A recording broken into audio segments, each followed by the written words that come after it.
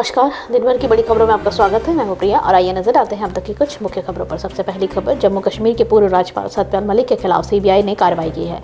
CBI ने उनके परिसरों समेत 30 से अधिक स्थानों पर छापेमारी की है। न्यूज एजेंसी एएनआई सूत्रों के मुताबिक दिल्ली में गुरुवार सुबह से मलिक के यहाँ कार्रवाई चल रही है। जानकारी मिली है कि जम्मू कश्मीर के पूर्व राज्यपाल सत्यपाल मलिक के दिल्ली के स्थित घर पर भी सीबीआई की छापेमारी हो रही है।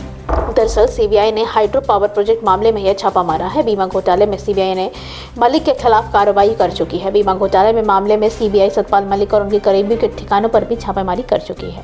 साल 2019 में किश्तवाड़ में कीरू हाइड्रो पावर प्रोजेक्ट के लिए 2200 करोड़ के सिविल काम का ठेका देने में कथित भ्रष्टाचार हुआ था। सत्यपाल मलिक, जो 23 अगस्त 2018 से 30 अक्टूबर 2019 तक जम्मू कश्मीर के राज्यपाल रहे थे।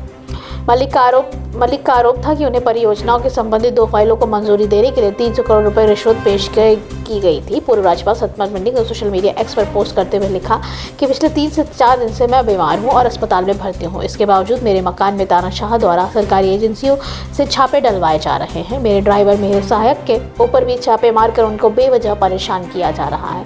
मैं किसान का बेटा हूँ, इन छापों से घबराऊंगा नहीं, मैं किसानों के साथ हूँ। दिल्ली में आवासीय सोसाइटी के बाहर दृश्य जहाँ जम्मू कश्मीर के पूर्व राज्यपाल सत्यपाल मलिक रहते हैं। अगली खबर, कर्नाटक विधानसभा में कर्नाटक हिंदू धार्मिक संस्थान और धर्मार्थ बंदोबस्ती विधेयक 2024 हो गया है। इस विधेयक में हिंदू मंदिरों के राजस्व पर 10% टैक्स लगाने का प्रावधान किया गया है। इस पर भाजपा ने कांग्रेस सरकार पर तीखा हमला बोला है और कांग्रेस सरकार को हिंदू विरोधी बताया है। कर्नाटक भाजपा के अध्यक्ष विजेंद्र येदियुरप्पा ने सरकार के इस विधेयक पर तीखा हमला बोला और आरोप लगाया है कि कांग्रेस सरकार हिंदू मंदिरों के पैसे से अपना खाली खजाना भरना चाहती है। विजेंद्र येदियुरप्पा ने कहा कि कांग्रेस सरकार राज्य में लगातार हिंदू विरोधी नीतियां कर रही है और अब उनकी नजर हिंदू मंदिरों पर है। सरकार ने कर्नाटक हिंदू धार्मिक संस्थान और धर्मार्थ बंदोबस्ती विधेयक 2024 अपने खाली खजाने भरने के लिए पारित किया है। कर्नाटक भाजपा अध्यक्ष ने कहा कि ये सरकार मंदिरों की 1 करोड़ रुपए से ज्यादा की कमाई पर 10% टैक्स लगाएगी। ये और कुछ नहीं, गरीबी है। श्रद्धालुओं द्वारा दिए जाने वाले चंदा मंदिरों के पुनर्निर्माण और श्रद्धालुओं के लिए सुविधाएं बढ़ाने के लिए इस्तेमाल होना चाहिए, लेकिन अगर ये किसी अन्य उद्देश्य के आवंटित किया जाता है तो ये लोगों की आस्था के साथ धोखा होगा। येदियुरप्पा ने इस बात पर भी हैरानी जताई है कि सरकार सिर्फ हिंदू मंदिरों पर ही क्यों निशाना बना रही है। विधेयक के अनुसार जिन मंदिरों का राजस्व 1 करोड़ रुपए से ज्यादा है उन पर 10% टैक्स लगेगा। वही मंदिर जिनका राजस्व 10 लाख रुपए से लेकर 1 करोड़ रुपए तक का है उन पर 5% टैक्स लगेगा। बीते दिनों कर्नाटक सरकार ने जो बजट पेश किया था उसमें सरकार ने वक्फ बोर्ड को 100 करोड़ रुपए और ईसाई समुदाय को 200 करोड़ रुपए आवंटित किए थे। इस पर भाजपा सांसद तेजस्वी सूर्या ने आरोप लगाया था कि कर्नाटक सरकार हिंदू समुदाय का इस्तेमाल अन्य धर्मों को आर्थिक रूप से समृद्ध करने के लिए कर रही है। अगली खबर, केंद्रीय कृषि मंत्री अर्जुन मुंडा किसानों के प्रदर्शन पर प्रतिक्रिया दी है। उन्होंने बताया कि किसानों के साथ किसानों के मुद्दे पर कई दौर की बातचीत हो चुकी है। किसानों को समझाया गया है कि चर्चा के जरिए हल निकाला जाएगा। मीडिया से बात करते हुए उन्होंने कहा कि हमने उन्हें बताया है कि केवल चर्चा से ही इस मामले का हल निकल सकता है। हमें एक साथ मिलकर हल निकालना चाहिए जिससे कि ये सभी के लिए लाभदायक हो। मुझे उम्मीद है कि हम एक साथ मिलकर हल निकाल लेंगे। किसानों की दिल्ली कूच को लेकर अर्जुन मुंडा ने कहा कि मैं चाहूंगा कि किसानों के साथ कई दौर की बातचीत हुई है। कल कुछ मुद्दों की सहमति के लिए दोनों पक्षों को और मेहनत करनी होगी। उन्होंने आगे कहा कि भारत सरकार किसानों के हित में काम करने के लिए प्रतिबद्ध है और वे हमेशा ऐसा ही करेगा। बता दें कि इससे पहले केंद्रीय मंत्री अर्जुन मुंडा ने कहा था कि पंजाब हरियाणा सीमाओं पर प्रदर्शनकारी किसानों द्वारा उठाई गई मांगों से निपटने के दौरान देश भर के किसानों के हित का ध्यान भी रखना चाहिए। साथ ही उन्होंने किसानों से अपील की थी कि वे चर्चा में एक और दौर के लिए आए। अगली खबर, भारत सरकार ने हाल ही में एक्स के कुछ अकाउंटों को ब्लॉक करने के आदेश दिए थे। एक्स ने सरकार के इस आदेश को स्वीकार कर लिया है, लेकिन साथ में असहमति भी प्रकट की है। एक्स ने कहा है कि वे भारत सरकार के आदेश के बाद कुछ अकाउंट्स को ब्लॉक या सस्पेंड कर रही है, लेकिन हम इससे सहमत नहीं हैं। लोगों को बोलने की आज़ादी होनी चाहिए। इसकी जानकारी एक्स के ग्लोबल गवर्नमेंट अफेयर टीम ने पोस्ट के जरिए दी है। भारत सरकार ने कार्य आदेश जारी किया है जिसमें कुछ अकाउंट्स के खातों और पोस्टों पर कार्रवाई करने की बड़ी बात कही गई है।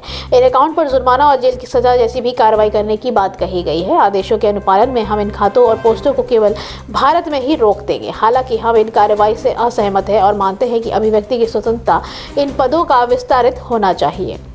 हमने अपनी नीतियों के अनुसार प्रभावित उपयोगकर्ताओं को इन कार्रवाइयों की सूचना भी प्रदान की है। कानूनी प्रतिबंधों के कारण हम कार्यकारी आदेशों को प्रकाशित करने में असमर्थ हैं, लेकिन हमारा मानना है कि पारदर्शिता के लिए उन्हें सार्वजनिक करना आवश्यक है। बता दें कि भारत सरकार विवादित अकाउंट या फिर जिन सोशल मीडिया अकाउंट्स के सामाजिक सौहार्द को बिगाड़ने का डर होता है उन्हें ब्लॉक करने के आदेश दे देती है। इस संबंध में एक्स के ही सबसे ज़्यादा आदेश मिलते हैं। पहले अब एक्स के नाम पर ट्विटर था, तब भी भारत सरकार ने इस तरह के आदेश जारी किया करती थी। अगली खबर, ईडी ने दिल्ली सीएम अरविंद केजरीवाल को दिल्ली शराब घोटाले में पूछताछ के लिए 7वां समन भेज दिया है। केजरीवाल ने इससे पहले ईडी ने 6 समन भेज चुकी है, लेकिन दिल्ली के सीएम किसी न किसी वजह से ईडी के सामने पेश नहीं होते हैं। अब 7वां समन जारी होने से अरविंद केजरीवाल की मुश्किलें बढ़ गई हैं। दिल्ली शराब घोटाले में कथित मनी लॉन्ड्रिंग के आरोप लगे हैं और इसी मामले में पूछताछ के लिए ईडी दिल्ली के सीएम अरविंद केजरीवाल को समन जारी कर रही है। इससे पहले बीते 14 फरवरी को ईडी ने केजरीवाल के पूछताछ के लिए समन भेजा था, लेकिन केजरीवाल छठे समन पर भी ईडी के सामने पेश नहीं हुए थे। इससे पहले बीते साल 2 नवंबर, 21 दिसंबर और इस साल 3 जनवरी, 18 जनवरी, 2 फरवरी को भी ईडी ने केजरीवाल को पूछताछ के लिए समन भेज चुकी है। छठा समन जारी होने पर दिल्ली सीएम अरविंद केजरीवाल ने कहा था कि हम कानून के मुताबिक जवाब दे रहे हैं और ईडी को नया समन जारी करने से पहले कोर्ट के फैसले का इंतजार करना चाहिए। दिल्ली की कोर्ट ने केजरीवाल को ईडी के सामने पेश होने से छूट दे दी थी।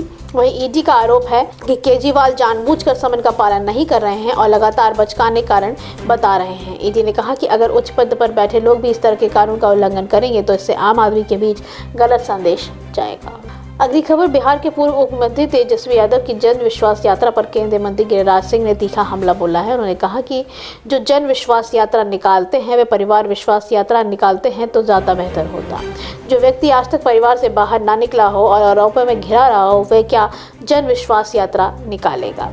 इससे पहले भी केंद्रीय मंत्री अश्विनी चौबे ने भी अपनी तीखी प्रतिक्रिया देते हुए कहा था कि अरे भाई, ये ढोंगी चरित्र वाले लोग पहले परिवार का संवाद खत्म करें, फिर जनता के साथ संवाद करें। ये परिवारवाद वाले हमेशा लड़ने आएंगे। जमानत जब्त हो जाएगी, चिंता मत करो। माँ बाप दोनों मिलकर जेल जाएंगे और बेटा बेटी दोनों सब जेल जाएंगे, चिंता मत करो। इन्होंने क्या काम किया है? या तो इन्होंने भ्रष्टाचार किया है, लूट की है, ज़मीन के बदले पैसे की लूट की है, नौकरी के बदले पैसा लूटा है। इन्होंने का कहने का कोई अधिकार नहीं है। इसकी जांच कराई सरकार, जांच भी चल रही है। बता दें कि बिहार विधानसभा में प्रतिपक्ष और राजद के नेता तेजस्वी यादव ने मुख्यमंत्री नीतीश कुमार को एक बार फिर राष्ट्रीय जनतांत्रिक गठबंधन सरकार में बनाने के बाद राज्य की जनता को 17 महीने की गठबंधन सरकार की उपलब्धियां बताने और उनका विश्वास हासिल करने के लिए 20 फरवरी से जन विश्वास यात्रा शुरू की है। आखिरी खबर, भाजपा ने अपने सोशल मीडिया हैंडल्स पर एक डॉक्यूमेंट्री जारी की है। इस डॉक्यूमेंट्री में पश्चिम बंगाल के संदेशखाली में जमीन कब्जाने और महिलाओं के खिलाफ यौन शोषण के मामले को उजागर करने का दावा किया गया है। भाजपा ने एक्स हैंडल पर जारी इस 20 मिनट की डॉक्यूमेंट्री के साथ कैप्शन में लिखा, एक सच्चाई जो आपको हैरान कर देगी, एक सच्चाई जो हमें दर्द देती है, एक सच्चाई जो हमारी अंतरात्मा को झकझोर देती है। संदेशखाली की सच्चाई को ममता बनर्जी छिपाने की कोशिश कर रही हैं। डॉक्यूमेंट्री में संदेशखाली की कुछ महिलाएं उन कथित अपराधों के बारे में बात कर रही हैं जो उनके साथ हुए थे। पीड़ित महिलाओं ने बताया कि किस तरह उनकी ज़मीन टीएमसी नेताओं ने कब्जाई और उनके यौन शोषण भी किया। पीड़ितों के आरोप लगाया है कि उन्होंने पुलिस के से अपने साथ ही जाति की शिकायत की तो पुलिस ने भी आरोपियों से ही बात करके मामले को निपटाने की सलाह दे डाली। भाजपा ने संदेशखाली मुद्दे पर ममता बनर्जी सरकार को घेर लिया है। वहीं ममता बनर्जी की पार्टी टीएमसी ने आरोपों के पीछे भाजपा का हाथ होने का आरोप लगाया है। बीते दिनों संदेशखाली की स्थानीय महिला ने आरोप लगाए थे कि उनकी जमीन को टीएमसी नेता शाहजहां शेख और उनके सहयोगी ने कब्जा लिया है। साथ ही उनमें से कई के साथ यौन शोषण भी किया गया है। आज के लिए बस इतना ही। बाकी खबरें जानने के लिए देखते रहिए द पब्लिक इंडिया। धन्यवाद।